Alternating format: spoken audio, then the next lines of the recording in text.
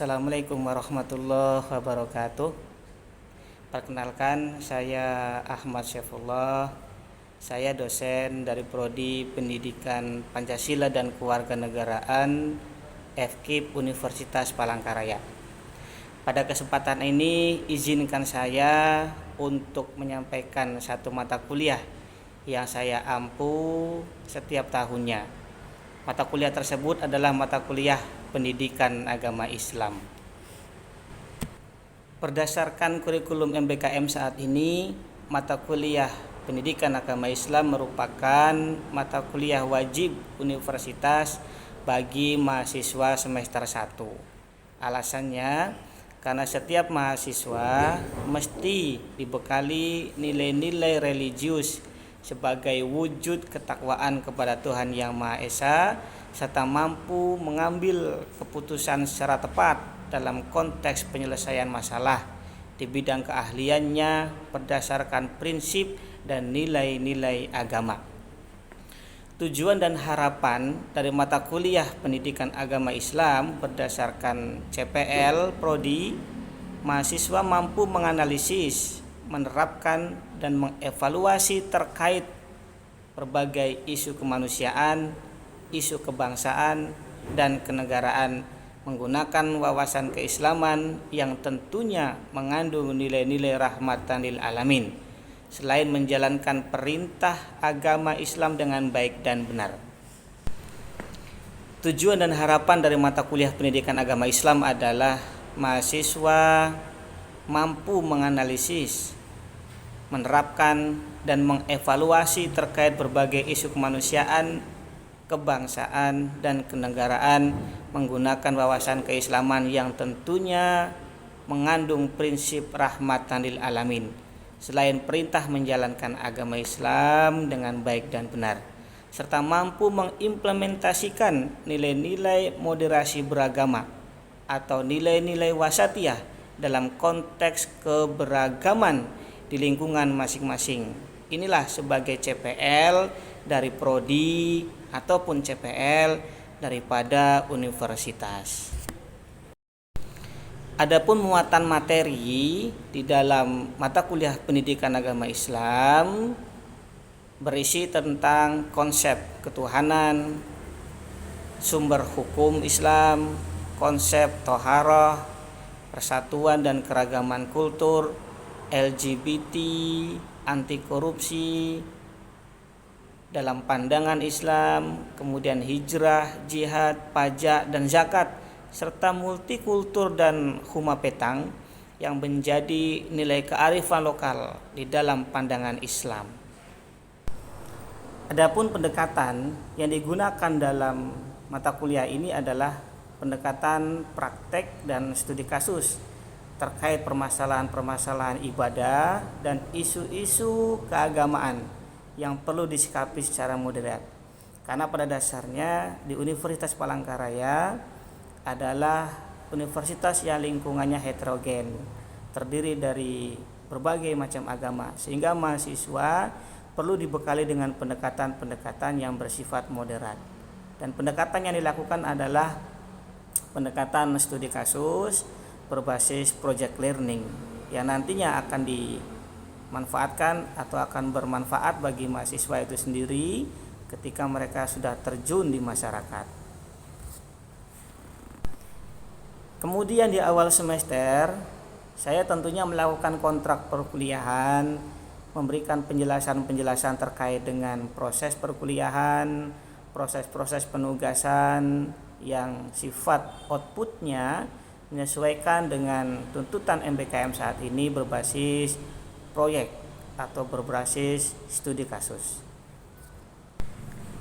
Adapun proses perkuliahan itu sendiri tentunya disesuaikan dengan kurikulum MBKM yang berbasis dengan OB, Outcome Based Education, yaitu berbasis studi kasus, di mana pada perkuliahan ini lebih dominan menetapkan berdasarkan studi kasus mahasiswa yang nantinya berupa luaran jurnal atau laporan ilmiah studi kasus berbasis masalah di lingkungan tempat tinggal mahasiswa itu sendiri.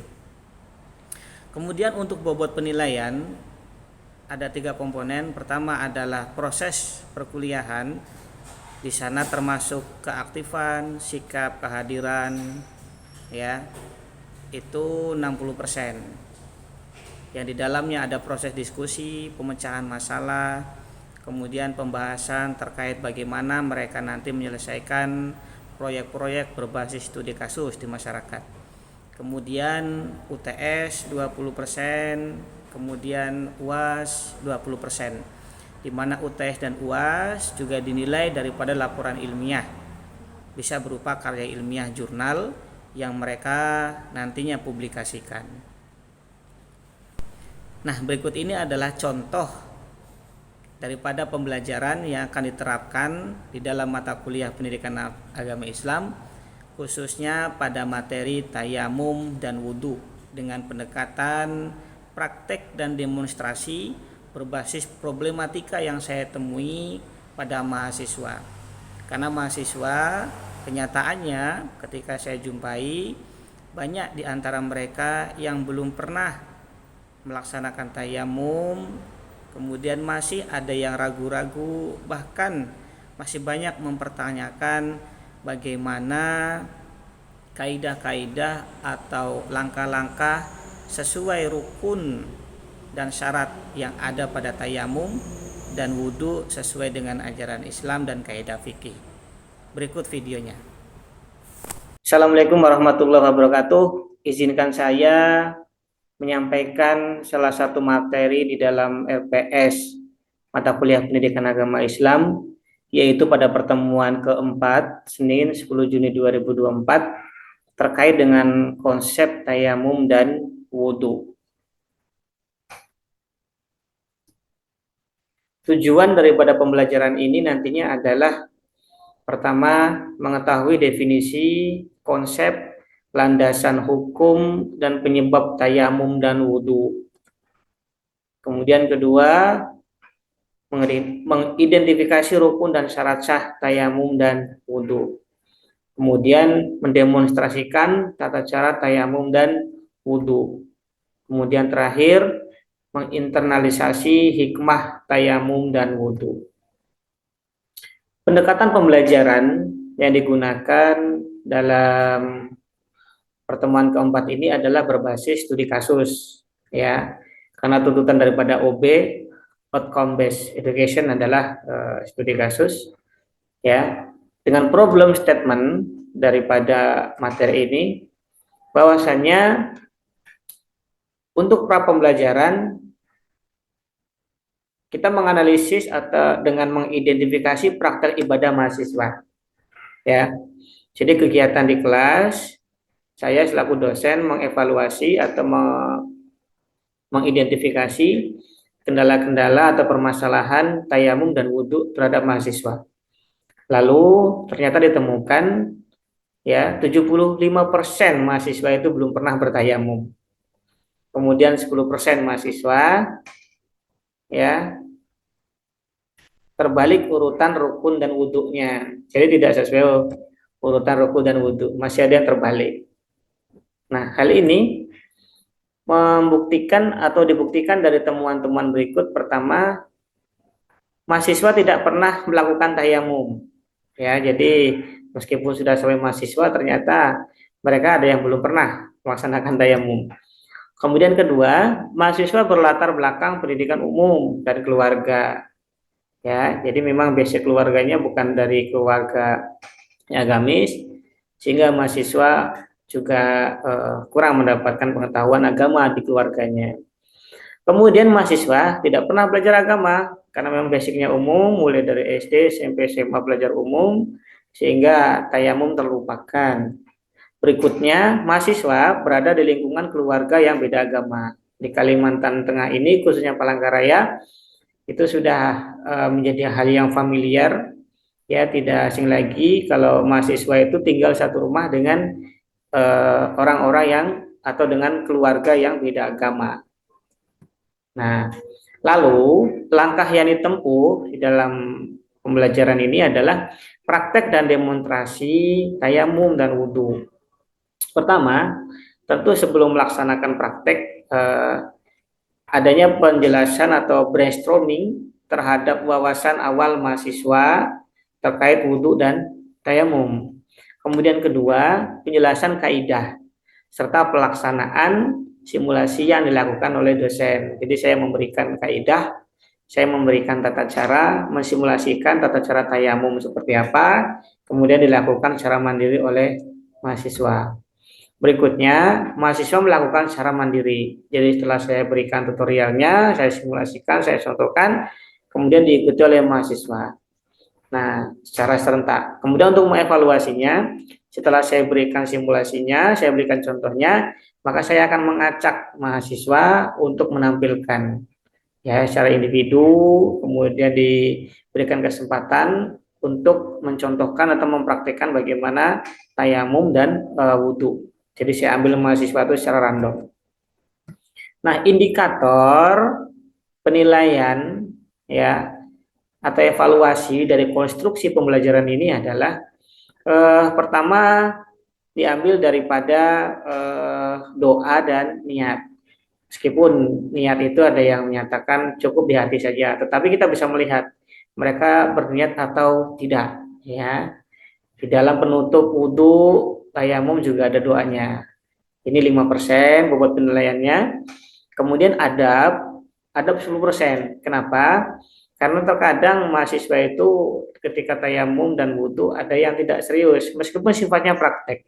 Tetapi keseriusan ini nampak karena menjadi satu penilaian ketika mereka khusyuk melakukan, maka akan terlihat serius.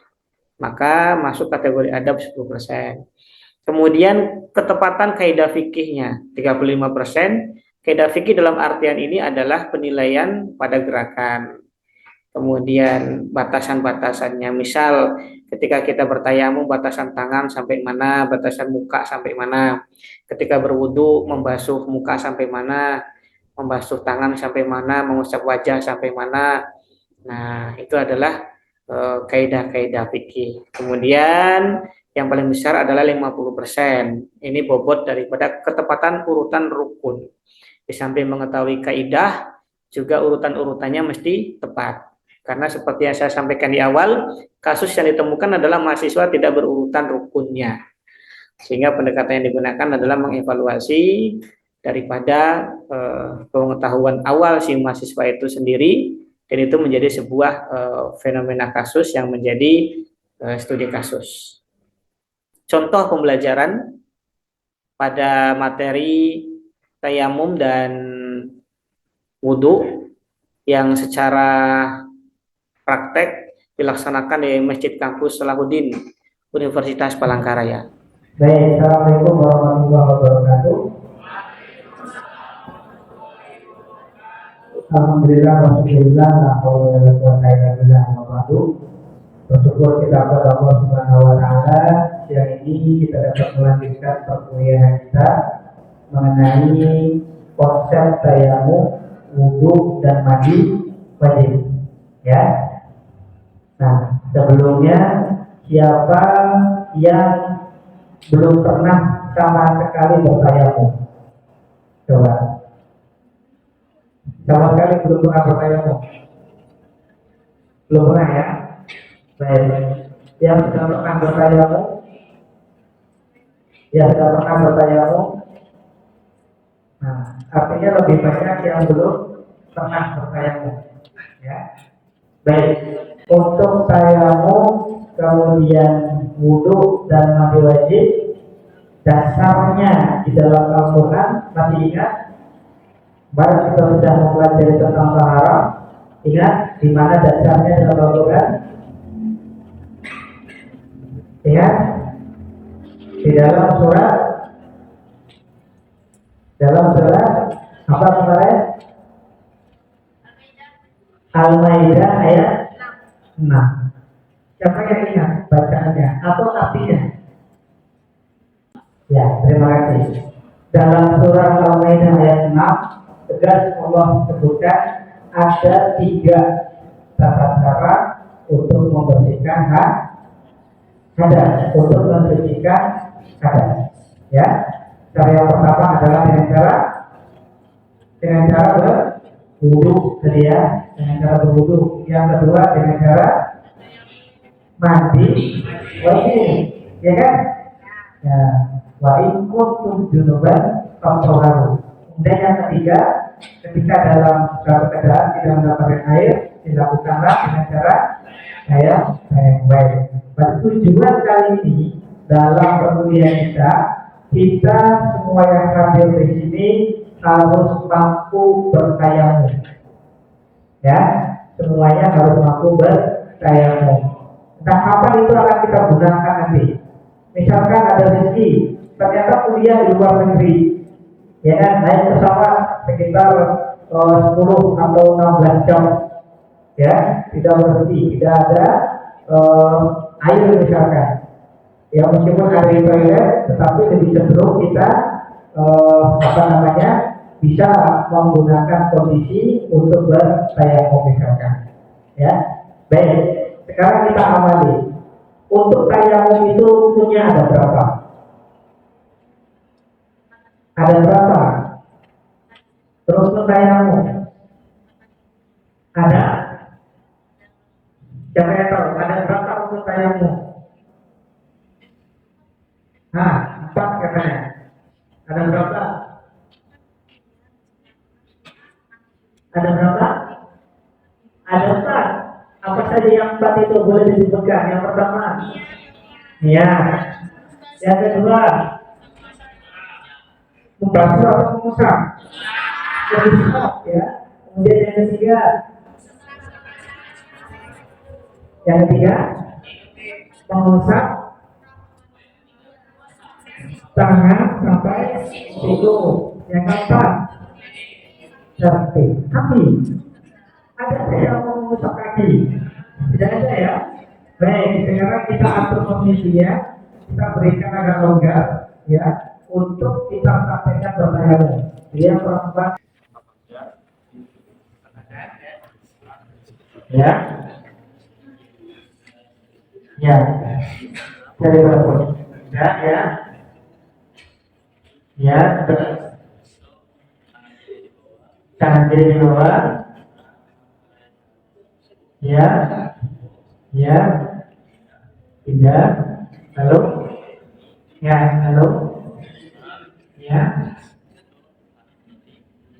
tangan kiri, ya, baik, ya, terus,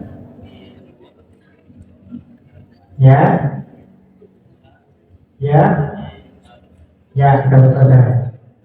Baik, sekarang kita lihat yang perempuan. Setelah ini yang kali, ya, yang dulu. Sonati. Ya, balik lagi. Nah,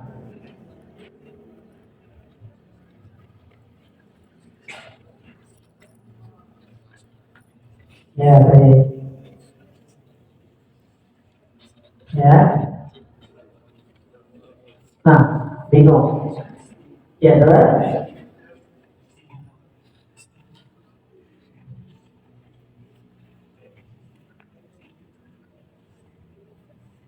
Ya. Baik. Selesai. Ya. Sekarang sekali lagi, tanpa saya pandu. Seluruhnya tanpa saya pandu. Ya. Betul-betul masing-masing memperagakan.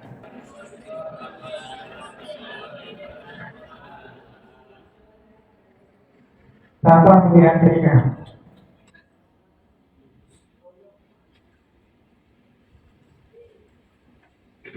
Nah, ini lupa.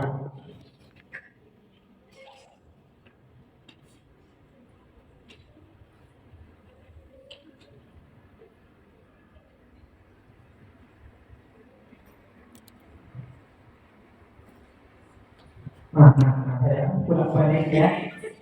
Nah, ya.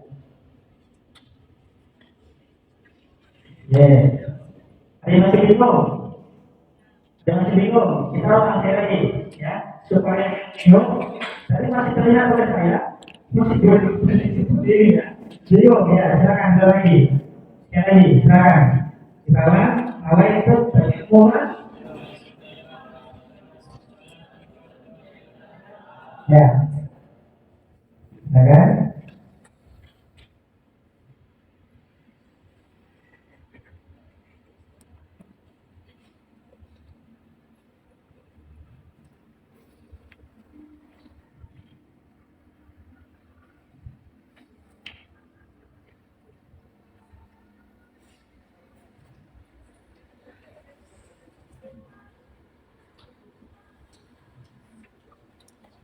Ya, baik.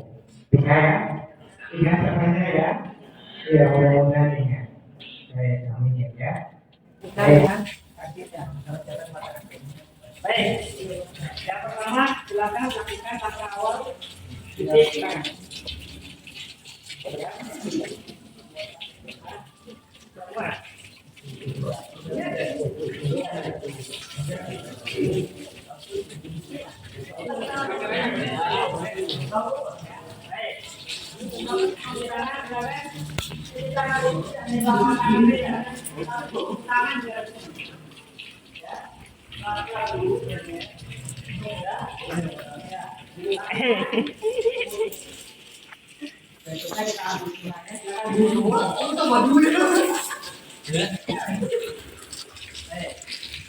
Posisi badan kalau bisa jauhkan dari turunnya air agar tidak terjadi mustahmal. Mustahmal itu air yang sudah kita pakai terambil dari ke atas. Jadi agak jauh dari pantulan air. Ya, silakan kumur-kumur. Kumur-kumur itu berputar ya, tidak giginya saja. Ya.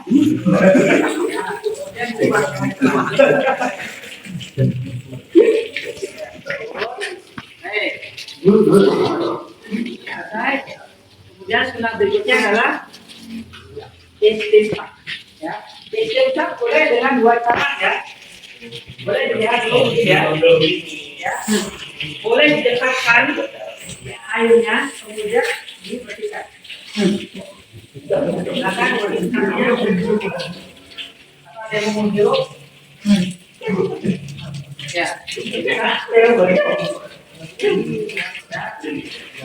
Kalau tidak bisa menghirup,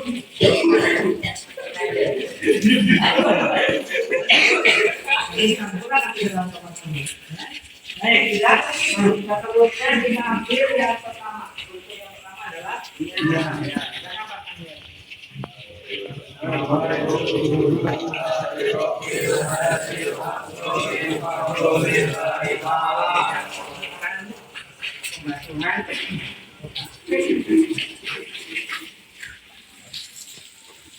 kebanyakan di bagian ini ya, bagian mata itu harus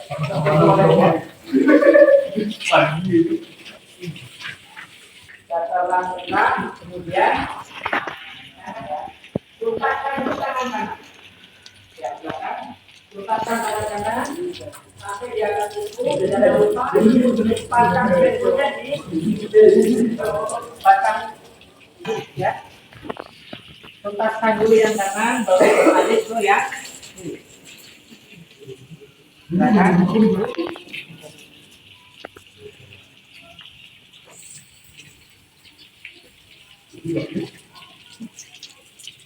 Bukan kanan kiri ya. Kanan dulu tuntaskan. Kanan dulu baru 3 kali, baru berpindah dengan kiri. Udah, baik. Setelah itu pindah ke rukun berikutnya, rukun ya, rambut. Boleh kita praktekkan yang menghanafi ya, basahin. Nah ya, tarik ya, kemudian kita tarik ke depan lagi. Nah, tidak ke belakang saja, tapi tarik ke depan lagi. Ya. Nah, ini sudah. Berikutnya adalah telinga ya, telinga. Telunjuk masuk ke dalam, kanan dulu. Tuntaskan telinga kanan dulu. Telunjuk masuk ke dalam, kemudian jempolnya mengarah ke telinga yang kita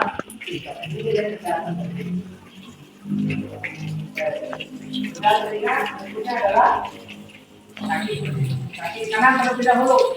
Nah, pastikan sebelum membaik telunjuknya sela-sela dari kaki terlebih dahulu.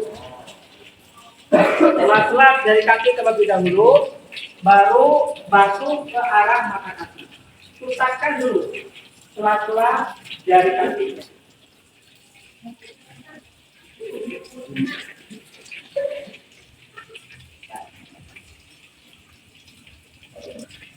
Ya. Baik, kita kanan, kita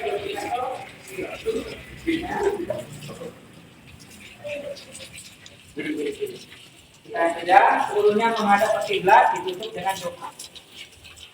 Ya.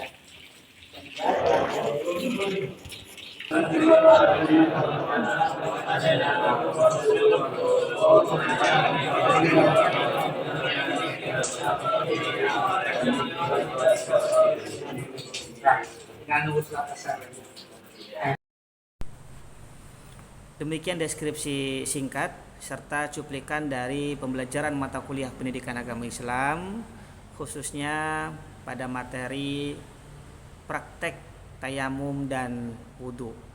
Semoga dapat memberikan gambaran mengenai kinerja pengajaran yang saya lakukan, khususnya pada mata kuliah pendidikan agama Islam untuk mahasiswa di Universitas Palangkaraya. Serta saya juga mengucapkan terima kasih dalam hal ini kepada seluruh tim penilai dan panitia sertifikasi Smart Dosen tahun 2024 gelombang 1, khususnya kepada Direktorat Sumber Daya Ditjen Dikti Ristek Kemdikbud Ristek. Tidak lupa juga saya mengucapkan terima kasih kepada Universitas Palangkaraya, seluruh unsur pimpinan, seluruh teman dosen sejawat, serta rekan-rekan mahasiswa. Demikian yang dapat saya sampaikan. Atas semua kekurangan dan kesalahan saya, tentunya saya mohon maaf yang sebesar-besarnya. Terima kasih. Assalamualaikum warahmatullahi wabarakatuh.